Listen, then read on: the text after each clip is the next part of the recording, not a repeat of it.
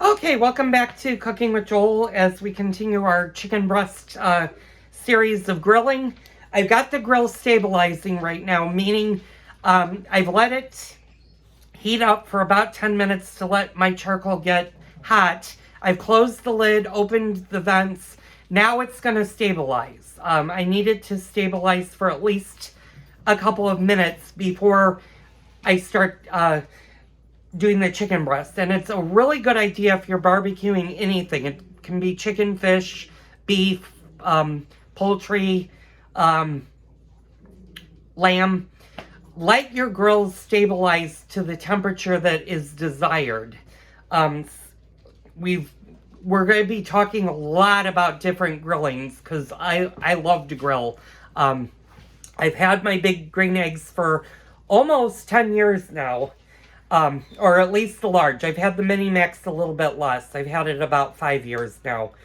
But I absolutely love my eggs. They are like the perfect accompaniment. And I use them all year round, and you'll notice I use them quite often. I use them at least 4 or 5 times a month, if not even more than that, depending on what I'm making. Like I said, we've got some really big cooks coming up. You've all seen the prime rib video that I've done on the egg. I'm going to be doing beef ribs that were bought at Costco over the Christmas holiday that I'm going to be smoking on the egg. We're going to be doing steak. I did lamb chops. I did pork chops. Now I'm doing chicken. We've done ham on the egg. You'll be seeing a video of a smoked turkey probably in the fall because that's usually when I smoke my turkeys. But there are a lot of things that you can do with the egg, and I utilize all of it. I do a lot of my barbecuing on it.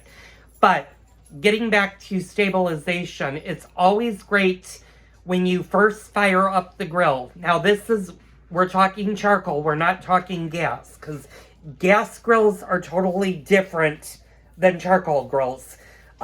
Gas grills are pretty self-explanatory.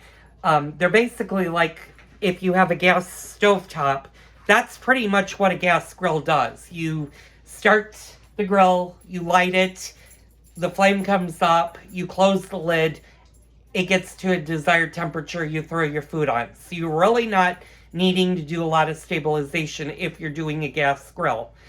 If you're doing a charcoal grill, they take longer because you have to light the charcoal, let the charcoal heat, then close the lid and stabilize your desired cooking temperatures. Like I said, tonight with the chicken breast, we're going to stay moderate. I don't really want to go much above 400 degrees. So, and I've been monitoring, we're about 350 right now. So I could theoretically put my chicken breast on the grill. But what I'm going to do is I'm going to get my stuffing, which is on the stove over here, going. It hasn't boiled yet. I had it on simmer because I still have my chicken breasts right here. But we're going to let this now boil and get the stuffing going, and then I'm going to put the chicken breast on the grill. And do you need to be crazy when you're grilling? Well, no, you really don't. You can do everything ahead of time, depending on what you're making. Like I'm making the stuffing, I'm going to do a frozen vegetable that takes 5 minutes. So after I've put my chicken breasts on for the grill for about 5 minutes, 5 to 6 minutes, then I'll start my vegetable. So you really don't have to go crazy when you're grilling. The great thing about the grill, and this is going to definitely be a video that I'm going to do, hopefully in the not too distant future.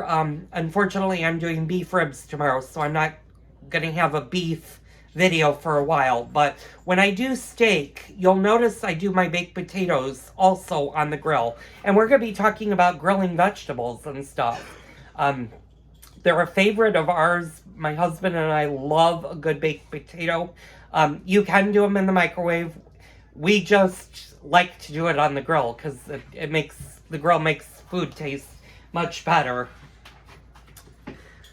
So what we're doing now is we're just waiting for our water to boil. You want to check if you have a charcoal that has the temperature gauge, and both of my grills have a temperature gauge. You kind of want to monitor those. I know not all of the Webers have them.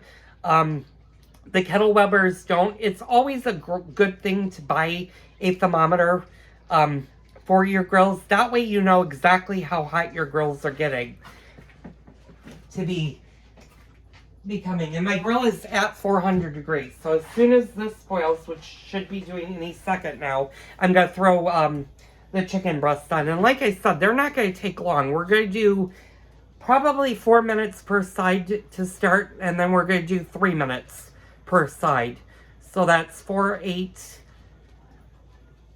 So 14 minutes, and 14 minutes should be long enough for it to fully cook through.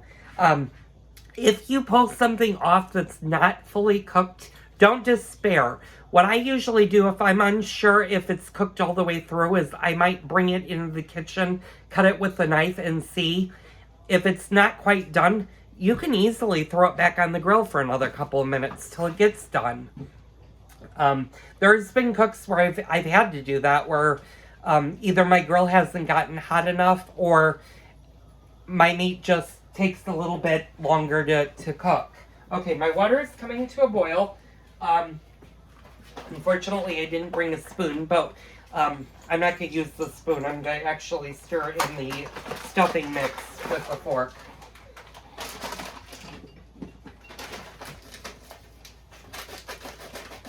And again, this is a really good meal if you don't feel, if you're a good griller and you don't feel like cooking a big meal. This is not a big meal. It's a very filling meal, but it's a very quick meal. This meal is going to take under 20 minutes to cook. The prep time is going to be about 40 minutes because you're going to want to get your chicken and your grill started, but after that, there's not much to do. Okay, so my stuffing is all stirred. I'm going to put that on. It's just going to heat. We're going to go out and we're going to throw our chicken breasts. I'm going to actually take you along for this portion. So I apologize for the video maybe shaking for a minute, but hopefully we can do this. It is starting to get a little bit dark outside, so I don't know how good the video is going to be. Okay, so I'm going to set my chicken breasts down over here, and my chicken breasts are over there. Okay, if you notice, you can kind of see my grill is at a little bit over 400. That's fine. That's where I want it to be. I'm going to hopefully put you up. I haven't quite figured out how to get this to stand. Hopefully it'll stand and you won't fall. Okay, so what we're gonna do, always if you have a grill like this, stand back and burp it. Burping it just means opening it a little bit, getting the airflow underneath, then opening it. You never want to come up to it and stand in front of it and lift it right away, because it can go whoosh and singe all of your hair. So we're just gonna put these on. Like I said, we're gonna do these for about 4 minutes per side. We're gonna flip them, and then we're gonna go a couple minutes on both sides, and they should be done. Chicken breasts usually cook really fast. My husband, I'm gonna introduce you to my husband. That's my husband of 24 years. That's my partner in crime and my husband of like I said, 24 years. That's Bob. So, I know you guys are really high. I'm going to angle you guys back down. What's my husband doing? Well, my husband's getting the vegetable, and he chose cauliflower tonight, which is fine. We love cauliflower. These are a great buy to get in your local supermarket. You'll find these in the freezer section. You can ours usually has sales for 10 for $1, and that's usually, 10 for 10. I'm sorry, 10 for 10. They're $1 each. I'm like going, you can't buy 10 of these for $1. They're $1 a piece. But they make a really quick vegetable, especially if you don't feel like making a fresh vegetable, or you want a really quick vegetable. This is how you do it. You just put it in the microwave, and it will tell you on the box how to make it. Your instructions are right here. Really easy to do, and a great accompaniment to food. So stay tuned, and I'll show you the final product. Okay, I'm back. I'm gonna be talking grills and answering maybe some questions that you might have about grills, like what happens if my grill's too hot. If you get your grill too hot, don't despair. If you're already in the cooking process, you can close your vents. If your grill has vents. Mine has two, one on top and one on bottom, that restricts the airflow. That's one way of turning down the heat and letting it cool down naturally. If you haven't started your cook, if you notice that your grill is way too hot, and I've done this many times especially when I do a steak, I let my grill get up to 900 degrees one time, and I'm like, well, that's too hot. Well, you can leave it open for a bit and allow some air to flow, but when you put your meat on, it's going to drop a couple of degrees. The colder it is outside is also going to help you. If it's hot and you can't get it down, you can add a couple of ice cubes to your grill. That will cool the charcoal enough to drop it by 10-15 degrees. What do you do if your grill is not getting hot enough? Well, these are some easy solutions to help your grill get to the desired temperature. If your grill is staying at a relatively cold temperature and you're just not able to get the grill any hotter, try these methods. Try opening all of your vents fully.